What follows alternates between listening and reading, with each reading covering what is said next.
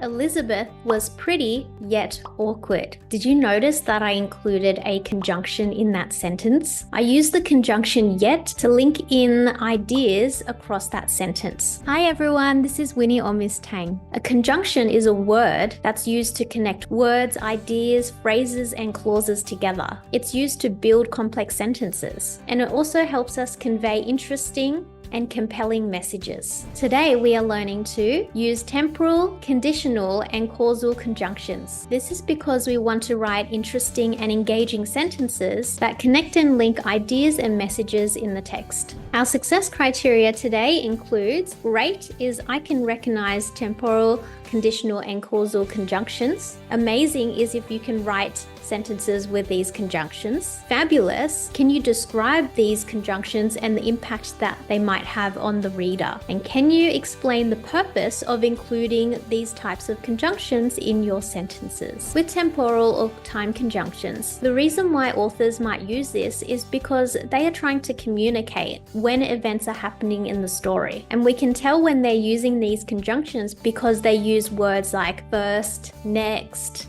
finally, before, after, then, suddenly, or words like meanwhile, when, since, until. This is an example from a narrative that I have written called Amber and the Browbeating Bully, and this is actually a prequel to the book that my friend and I are writing. Here are some examples of temporal conjunctions. They had one more practice before their first cheerleading competition. So the use of first is to tell us the time. So this is the very first time that they are doing this cheerleading competition. They or it had been happening since the beginning of the year. So we're telling the audience when and how often it has been happening since the beginning of the year. Conditional conjunctions tell us the conditions or the possibilities. And usually authors use words such as however, although, unless, if.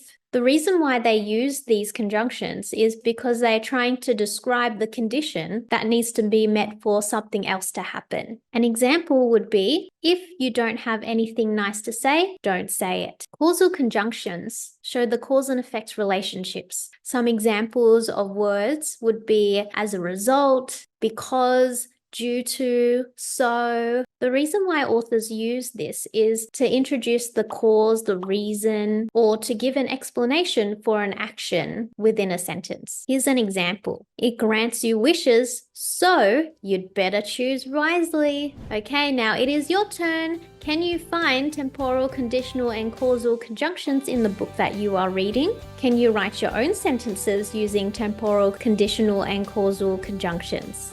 Here is my grammar and punctuation playlist right here.